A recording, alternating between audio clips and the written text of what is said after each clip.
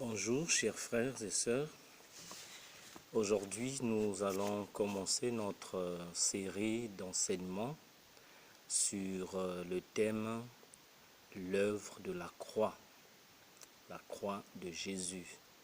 En cette semaine sainte qui commence dès ce 6 jusqu'au 11, avant que nous ne puissions célébrer la Pâque le dimanche 12, j'aimerais chaque jour partager avec vous un enseignement au sujet de cette œuvre que le Seigneur Jésus-Christ a accomplie à la croix de Golgotha. Donc la grande question à laquelle nous allons répondre tout au long de ces enseignements, c'est qu'est-ce que Christ a fait sur la croix? Pourquoi en fait est-il mort à la croix de Golgotha? Est-ce que cela en valait la peine? Alors, pour mieux comprendre cette grande œuvre que Christ a accomplie à la croix de Golgotha, ce jour, nous allons débuter par un enseignement qui a pour thème le problème du péché. Parce que pour que nous puissions apprécier l'importance de ce que Jésus-Christ a fait pour nous, il nous faut d'abord voir qui nous sommes. Lorsque nous aurons clairement compris ce que nous sommes, nous serons en mesure de saisir toute la grandeur et la perfection de son salut, car c'est pour nous que Christ est mort à la croix. C'est pour nous qu'il a donné sa vie. Le péché est un sujet qui ne plaît pas à beaucoup de personnes. On reproche souvent aux chrétiens d'en parler trop souvent, mais les chrétiens sont réalistes parce que le péché est un fait universel. L'histoire du siècle dernier a convaincu plusieurs que le problème du mal est situé en chaque homme et non dans la société. Au XIXe siècle, on enseignait avec optimisme que l'homme était naturellement bon, que le mal provenait de l'ignorance et des mauvaises conditions de logement, que l'instruction et les réformes sociales transformeraient cet homme et le rendraient capable de vivre en paix et en harmonie avec son prochain. Mais ces illusions ont été détruites par la dure réalité. L'accroissement de l'instruction et la prospérité des nations se sont accompagnés des atrocités qui ont été commises pendant les guerres mondiales que notre monde a connues et d'autres conflits internationaux. Avec cela se sont ajoutées l'oppression politique, les discriminations raciales, l'accroissement de la violence et du crime ainsi que de l'immoralité. Si l'on réfléchit à tout cela, on est forcé de reconnaître qu'il existe en l'homme un dur noyau d'égoïsme. Bien des choses qui nous paraissent normales dans une société civilisée sous-entendent que l'homme est pécheur. Il y a bien des choses que nous voyons autour de nous qui montrent la réalité, qui prouvent la réalité du péché. Par exemple, les lois. Pourquoi y a-t-il des lois? Tout simplement parce que l'homme accomplit ce qui est mal. Si l'homme ne pouvait pas accomplir le mal, il n'y aurait pas de lois.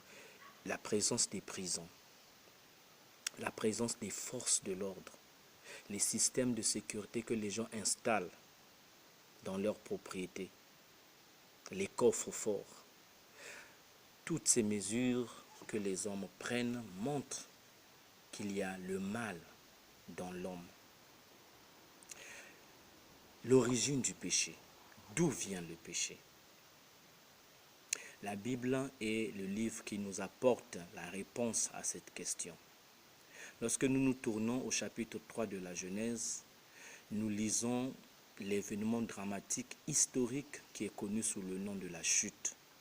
Adam, le premier homme, avait choisi d'écouter la voix du tentateur et avait désobéi ainsi à Dieu. Et en le faisant, il a entraîné toute l'humanité dans le péché. Et depuis la faute d'Adam, l'homme est devenu pécheur.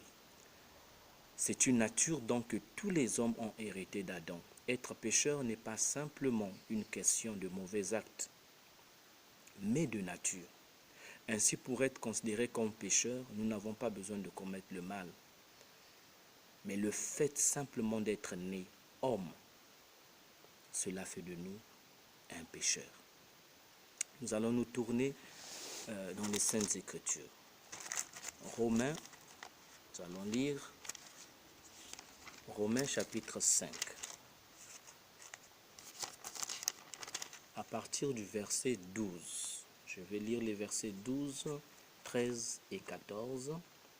C'est pourquoi, comme par un seul homme, le péché est entré dans le monde, et par le péché, la mort, et qu'ainsi la mort s'est étendue sur tous les hommes, parce que tous ont péché. Car jusqu'à la loi, le péché était dans le monde. Or, le péché n'est pas imputé quand il n'y a point de loi. Cependant, la mort a régné depuis Adam jusqu'à Moïse, même sur ceux qui n'avaient pas péché par une transgression semblable à celle d'Adam, lequel est la figure de celui qui devait venir. Ici, l'apôtre Paul nous annonce clairement que par un seul homme, le péché est entré dans le monde, et par le péché, la mort aussi est entrée et s'est étendue sur tous les hommes parce que tous ont péché. Donc ici, l'apôtre Paul nous révèle clairement que la preuve de l'existence du péché dans tous les hommes, c'est la mort. Pourquoi tous les hommes meurent-ils? Simplement parce qu'ils ont tous péché, puisque la mort est la conséquence immédiate du péché. Les versets 18 et 19, toujours de Romains 5, ainsi donc, comme par une seule offense, la condamnation a atteint tous les hommes, de même par un seul acte de justice, la justification qui donne la vie s'étend à tous les hommes. Car comme par la désobéissance d'un seul homme, beaucoup ont été rendus pécheurs, de même par l'obéissance d'un seul, beaucoup seront rendus justes.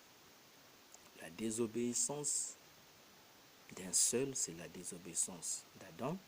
L'offense d'un seul qui a conduit à la condamnation de toute l'humanité, c'est l'offense d'Adam.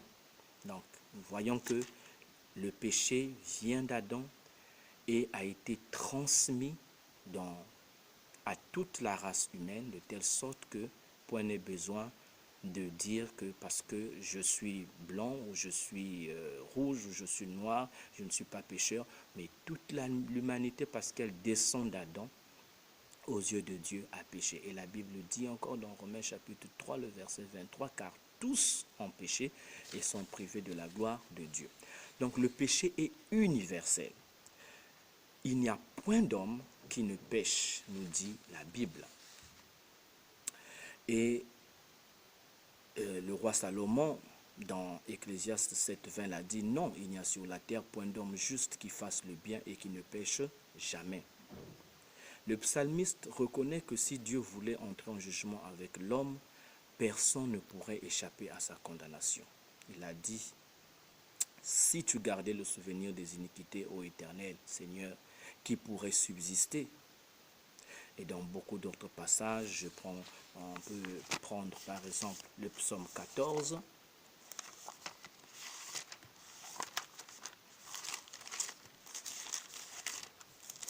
Le psaume 14, les versets 1 à 3. Il est dit, l'insensé dit en son cœur, il n'y a point de Dieu. Ils se sont corrompus, ils ont commis des actions abominables. Il n'en est aucun qui fasse le bien. L'Éternel du haut des cieux regarde les fils de l'homme pour voir s'il y a quelqu'un qui soit intelligent, qui cherche Dieu. Tous sont égarés, tous sont pervertis. Il n'en est aucun qui fasse le bien, pas même un seul. Voilà le verdict de Dieu sur l'humanité tout entière. Il n'y a pas un seul qui soit exempt de péché. Tous les hommes ont péché. Toutes les races sont comprises dans ce verdict. Et 1 Jean chapitre 1, les versets 8 à 10, nous allons lire aussi ce passage qui est très important. 1 Jean chapitre 1, les versets 8 à 10. Il est écrit ceci. Si nous disons que nous n'avons pas de péché, nous nous séduisons nous-mêmes et la vérité n'est point en nous. Si nous confessons nos péchés, il est fidèle et juste pour nous les pardonner et pour nous purifier de toute iniquité. Et le verset 10, si nous disons que nous n'avons pas péché, nous le faisons menteur et sa parole n'est point en nous. La Bible est claire. Chacun de nous est pécheur et chacun de nous a péché. Mais qu'est-ce que le péché? La Bible emploie plusieurs termes, les uns négatifs, les autres positifs. Dans la première catégorie, le péché est une insuffisance. Un mot le décrit comme une erreur, un écart, une bévue. Un autre encore le traduit comme quelque chose qui manque son but. Donc péché, c'est manquer le but. Ainsi qu'une flèche qui n'atteint pas la cible. C'est encore une faiblesse intérieure, une incapacité à faire le bien. Voilà l'aspect négatif du péché. Et du point de vue positif, c'est la transgression de la loi. Ces deux catégories de termes impliquent l'existence d'une loi morale qui est à la fois pour nous un idéal impossible à atteindre et un ensemble de commandements que nous transgressons. Donc d'un côté, il y a une faiblesse intérieure et de l'autre, il y a la loi qui est donnée, qui est bonne, mais que nous n'arrivons pas à accomplir dans sa totalité. Jacques, au chapitre 4, le verset 17, il dit « Celui donc qui sait faire ce qui est bien et qui ne le fait pas commet un péché. » Alors nous voyons ici que le péché n'est pas toujours en termes d'actes. Même lorsque nous ne posons pas d'actes, nous péchons. Tu connais le bien que tu dois faire, mais tu ne le fais pas. Donc là, nous avons la passivité. C'est aussi le péché. Et quiconque pêche transgresse la loi, et le péché est la transgression de la loi. Voilà le côté, l'aspect positif. La Bible reconnaît que les hommes possèdent différents statuts. Les Juifs, eux, ils avaient la loi de Moïse, les païens celle de leur conscience, mais chaque homme enfreint la loi qu'il connaît. Chacun la transgresse. Il en est de même pour nous aujourd'hui. Nul homme n'a pu obéir aux 10 commandements de Dieu tels qu'ils furent donnés à Moïse au Sinaï. Ces commandements, nous les connaissons. Tu n'auras pas d'autre Dieu devant ma face. Tu ne te feras point d'image taillée. Tu ne prendras point le nom de l'Éternel, ton Dieu, en vain. Souviens-toi du jour du repos pour le sanctifier. Honore ton père et ta mère. Tu ne tueras point. Tu ne commettras pas d'adultère. Tu ne voleras pas. Tu ne porteras pas de faux témoignages. Tu ne convoiteras pas. Exode 20. À partir du verset 3 jusqu'au verset 15, nous voyons tous ces 10 commandements qui sont cités. Qui peut lever le doigt pour dire « Je n'ai transgressé aucun de ces commandements ». Personne. Passons aux conséquences du péché. Le péché est une réalité universelle et a des conséquences sur notre relation avec Dieu, avec nous-mêmes et avec nos semblables. La première conséquence, c'est notre relation avec Dieu. Qu'est-ce que le péché fait sur notre relation avec Dieu? C'est peut-être la conséquence la plus terrible, car la véritable destinée de l'homme est de connaître Dieu et d'être en communion avec lui. Le plus grand titre de noblesse que l'homme possède, c'est d'avoir été créé à l'image et à la ressemblance de Dieu et avoir été rendu capable de le connaître. Mais ce Dieu est totalement, infiniment parfait, saint, juste, sans l'ombre d'une impureté.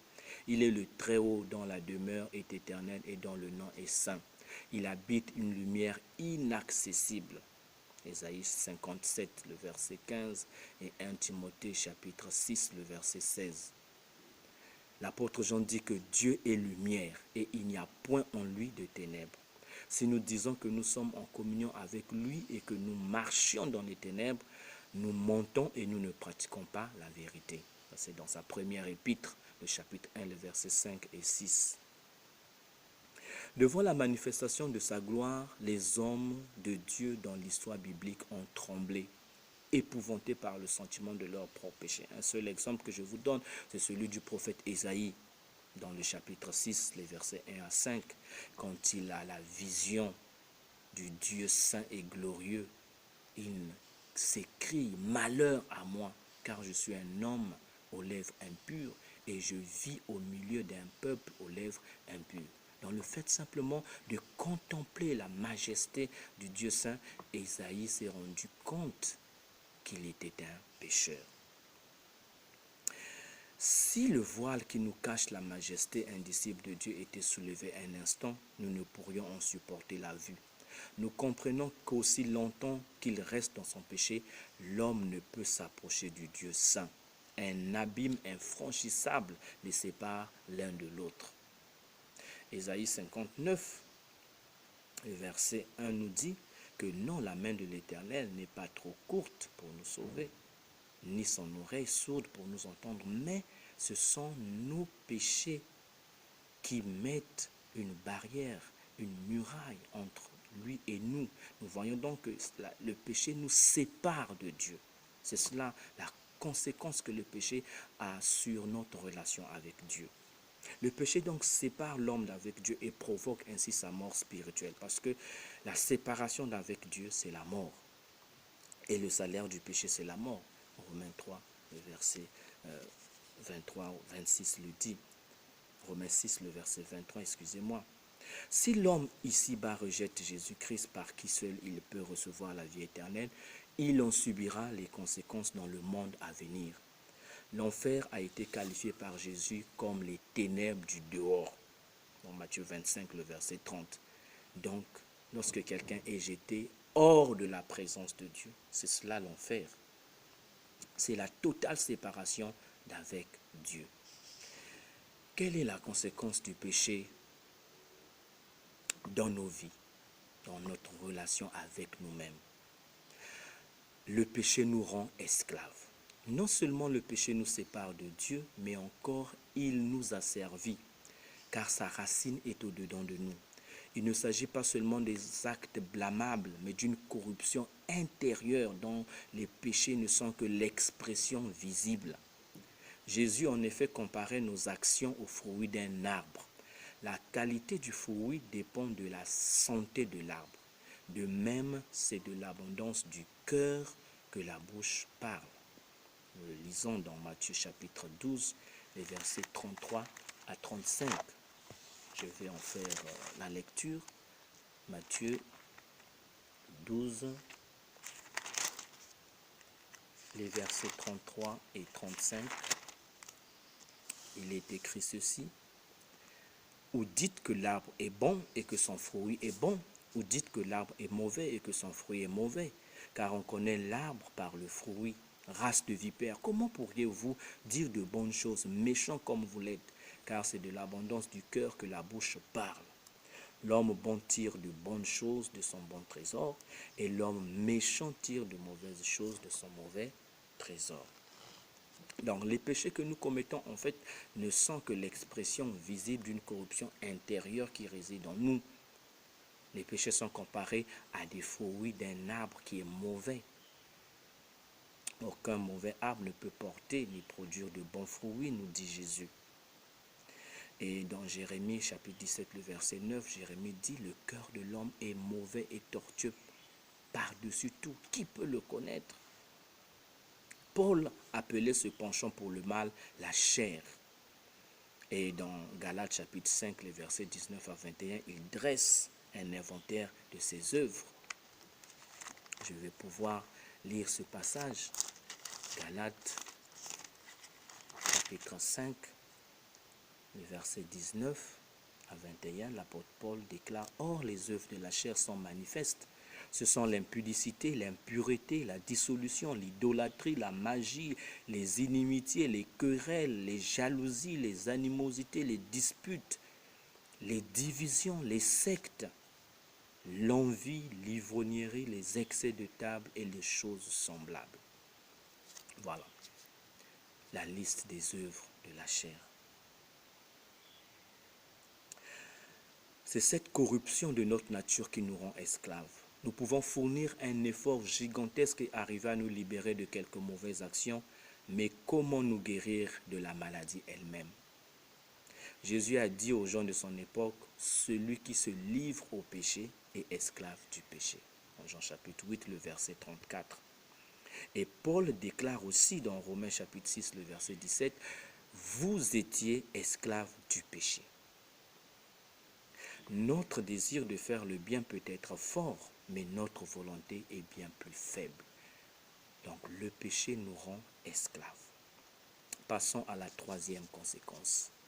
Quelles conséquences le péché a-t-il dans nos relations avec nos semblables?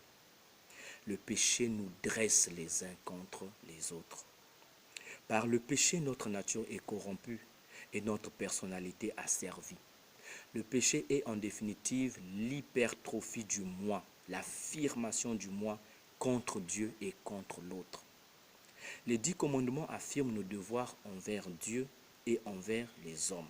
Les 4 premiers regardent notre relation avec Dieu, nos devoirs vis-à-vis de Dieu, et les 6 derniers commandements parlent de notre relation avec le prochain. Et le résumé qu'en donne Jésus souligne la même chose. Jésus dit: tu aimeras le Seigneur ton Dieu de tout ton cœur, de toute ton âme et de toute ta pensée. C'est le premier et le grand commandement. Et voici le second qui lui est semblable: tu aimeras ton prochain comme toi-même. Matthieu 22, les versets 37 à 39. Donc notre premier devoir est donc d'aimer Dieu, et ensuite nous devons aimer notre prochain comme nous-mêmes. Mais le péché renverse cet ordre, car il nous pousse à nous mettre nous-mêmes en premier et notre prochain en second lieu, et nous reléguons Dieu au dernier plan. Notre égocentrisme détermine notre comportement. Aujourd'hui, l'homme, dans ce qu'il fait, est guidé par un intérêt égoïste. Et c'est ce qui révèle la présence du péché dans l'homme. Notre égocentrisme, comme je le disais, détermine notre comportement. Nous avons un complexe d'infériorité ou de supériorité. Il nous est difficile de nous adapter aux autres. Nous avons une opinion trop élevée de nous-mêmes. Ou alors que nous estimons, et dans ce cas, nous espérons que les autres remarqueront notre humilité. Dans tous les cas, nous sommes centrés sur nous-mêmes. Le moi devient le centre de notre univers. L'égoïsme et l'égocentrisme sont la cause principale des divorces, des conflits sociaux, des guerres, de la délinquance juvénile que nous voyons aujourd'hui. Si seulement notre orgueil était remplacé par un esprit de sacrifice que la Bible appelle amour, tous nos conflits cesseraient. Car là où le péché veut posséder, l'amour en revanche désire donner. Ce qu'il faut à l'homme, c'est un changement radical de nature pour passer de l'égoïsme au don de soi. Et pour cela, l'homme a besoin d'un sauveur. L'homme a besoin d'un sauveur. L'homme ne peut pas se délivrer lui-même du péché. L'homme ne peut pas remporter la victoire par ses propres forces vis-à-vis du péché. Et la Bible dit par la bouche du Seigneur Jésus que ce ne sont pas ceux qui se portent bien qui ont besoin d'un médecin, mais ce sont les malades. Et Jésus a ajouté: je suis venu non pas appeler les justes, mais les pécheurs. Chers frères et sœurs, voilà, lorsque nous considérons la notion du péché, c'est comme un poison mortel. Le péché tue. Le péché conduit les hommes à la mort. Le péché corrompt l'homme intérieurement, et les conséquences sont les actes qu'il pose. C'est le fruit du péché. Mais il y a quelqu'un qui peut nous délivrer du péché. C'est Jésus. Alors à partir de demain, nous parlerons de ce que Christ a accompli à la croix. Quelle a été la conséquence de cette œuvre par rapport au péché. Donc le péché, c'est la raison pour laquelle Christ a donné sa vie sur la croix. Le péché, c'est ce qui justifie la croix. Sans le péché, la croix n'aurait pas de raison d'être. Mais c'est à cause du péché que Jésus est venu et que la croix a été dressée sur le mont du Calvaire. Que le Seigneur vous bénisse. À demain.